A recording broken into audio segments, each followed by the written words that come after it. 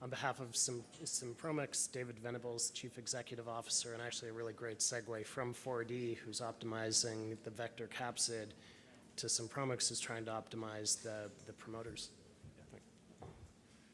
Thanks, Josh. I agree.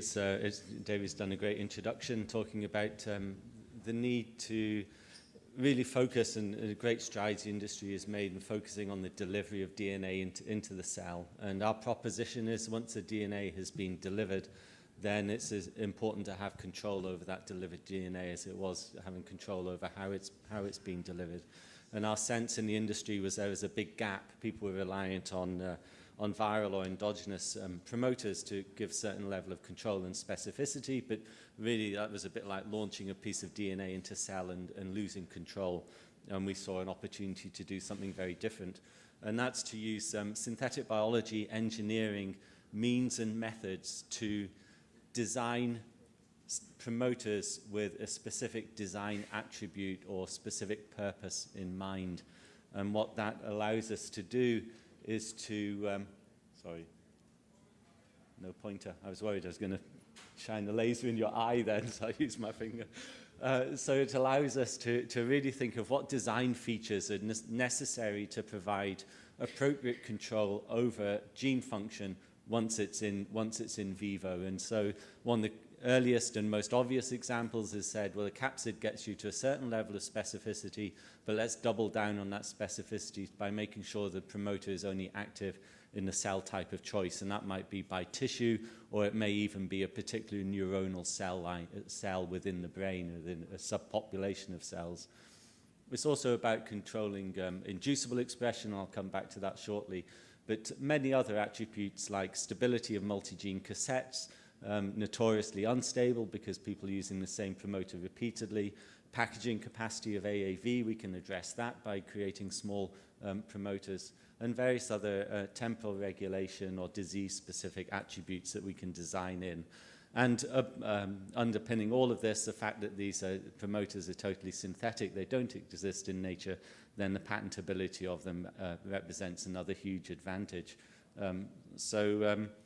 How do we do that? Well, we've essentially, as a team of bioinformaticians and machine learning physicists, we've created what I would believe is the most comprehensive database of bioinformatic data that's been collated and curated into our own proprietary database that allows us to interrogate with specific design algorithms and design requirements. So that enables us to identify from the 98.5% of the genome that's non-coding DNA but is regulating the 1.5% that is coding, identify all of the critical enhancer elements or gene regulatory elements.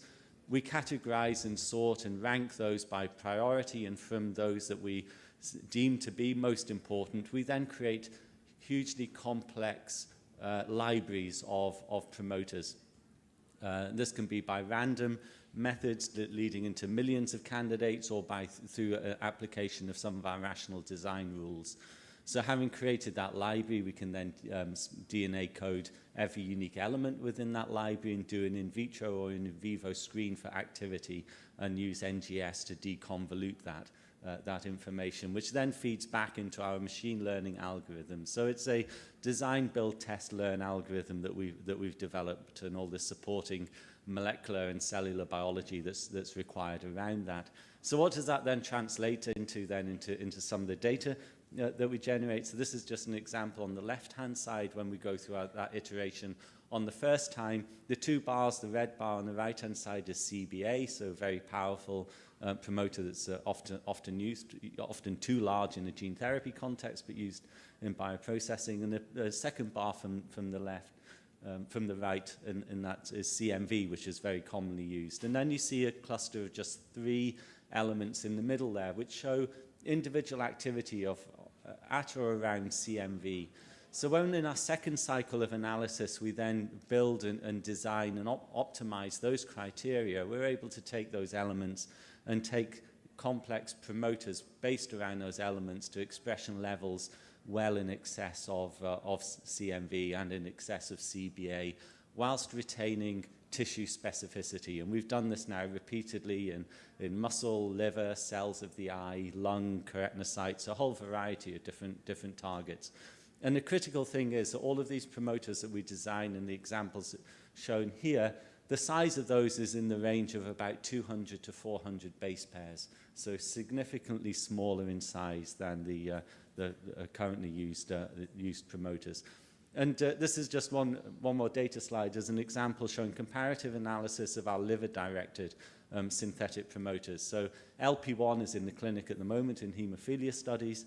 This is on the axis. This is fold increase over LP1. So if LP1's normalized to 1, we're seeing increase in level of activity over that of about 30 to 40 fold. That CBA then is the second red dots that you see there. So again, well in excess there. And then there's a TBG, another couple of TBG with and without an intron, where we're basically able to show that we are matching best-in-class promoter with something that's less than half the size. So again, retaining that tight specificity. One final data set. So Jim Wilson was talking this morning. One of the comments he made is, why is nobody looking at inducible promoters anymore? Wouldn't it be great if we could turn a gene on and off at will? So I've been able to put him right on that and explain to him that we are actually doing that. And this is a slide here just showing our inducible promoter platform. When you talk about inducible promoters, obviously there's a long history. The two main issues that people have come up with is to say, well, how off is off? And how leaky is a promoter, because every inducible promoter is leaky. The other question people ask is, well, when it's on, how strongly on is it? Because we've seen promoters turned on, but they're pretty weak. So hopefully what I can show you here is on the right-hand side, in the absence of any induction, off is off. The middle bar there is in its on state in comparison to CMV in the left-hand bar. So we can show that off is off, and when it's switched on, then it's on at a strength of expression that exceeds CMV. And we've developed now a number of candidates here that have been based on environmental conditions such as hypoxia, that have been based on biological inducers such as stress elements or biological molecules, and also have been based on chemical inducers. So this piece of work here was specifically in the context of our ambition to develop stable producer cell lines for retrolentine AAV, where having the toxic genes under the control of an inducible promoter is critical. And so we're now advancing very strongly in that area. But obviously, by selecting the appropriate inducer, we can also then apply this in the therapeutic setting, and that's something that we'll be working towards also. Just to say, our business model is through partnership.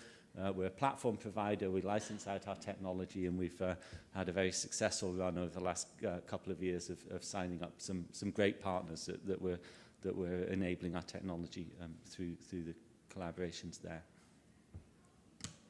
Happy to take questions, Josh. It's a lot of progress in a short period of time for the company's history.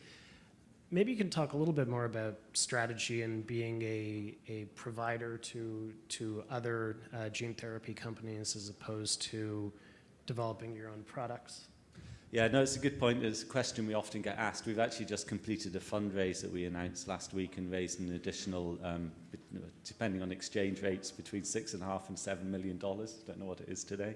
So it's so that's obviously good. It was great, but during that process, we were often asked by funds, well, when you're developing your own product, come back and we'll give you multiple fold over that. So obviously, it's highly attractive. I think our approach to date has been that just as we heard from Precision earlier, the applications of this technology is so huge and diverse, we couldn't possibly cover everything ourselves. And making this technology available to help others develop those products has been a key approach to get the science out there and let's start curing patients. However, it's obvious that as we validate the technology further and start to create a greater body of data, we're starting to see areas where we think that we can be a significant game changer. And so I take something like the inducible platform as an example, where we feel that we could potentially create a critical new modality, if you like, or application. Then we are now starting to talk much more to translational research centers and leading academics in the field to start to identify some opportunities to bring some products in-house. So I wouldn't say it's what we're necessarily going to spend all of this money on, but it's certainly a start, and we're starting to see that. Maybe you can elaborate then on the partnerships you have formed and what therapeutic categories they cover. What the partnerships you formed to date and what they cover. Yeah, so a lot of the focus has been on liver, obviously, that's quite a leading field. So there's been a lot of interest, particularly in haemophilia, where the size of the gene and the packaging capacity of the capsid is a big issue. So we've been working in liver with Unicure and also Adverum. We've been working with our friends at AGTC, both in the eye and a number of other targets, not all of which I'd leave Sue to speak to what those targets are if she feels she's able to, but that's an excellent relationship, and we've seen some great data in there. So we are working in the eye, and we're working in the muscle in some of those relationships. And then we have other relationships that we've established with companies like GE Healthcare and Sartorius that's focused more on the bioprocessing applications of the technology. Any questions in the audience? And if not, I mean, it's kind of an obvious area to focus, especially now that you're focusing on it. How do we think about, I guess, barriers to entry or what's proprietary here? I imagine a lot of AAV gene therapy companies might be going back to their own promoter capabilities to develop them themselves. So how do you think about your first mover advantage and then further leveraging that to create distance between others? Yeah, no, it's a good question, and I think one of the things is, well, why would we come up with this whole approach? People have been engineering promoters for decades, ever since birth of biotechnology. Everyone's wanted a better promoter, and I think what people have historically done is taken an existing promoter, tried to engineer and improve on it, whether it's by directed design or mutagenesis or various versions. And then in the early days of synthetic biology, people were taking small families of promoters and trying to recombine across different promoters and start to take elements out of context and create something new. So the idea behind Michael Roberts when he came up with this technology was to say, well, let's do this not just in a small number of promoters driving a small number of genes, but let's do it on the basis of the entire genome and the complete bioinformatics knowledge that we have of what genes are expressed in particular cell types. Now, to then collate and pull together all of the data that's available, and obviously this is rapidly evolving, we've had to invest hugely in building our own infrastructure and curate that infrastructure and design our own gene browser interface to be able to navigate. And this has been a huge effort by our bioinformatics team. So we have something now which is hugely comprehensive, but that database gets repopulated every time we run a study. A lot of the data that's publicly available is from a small number of cell lines.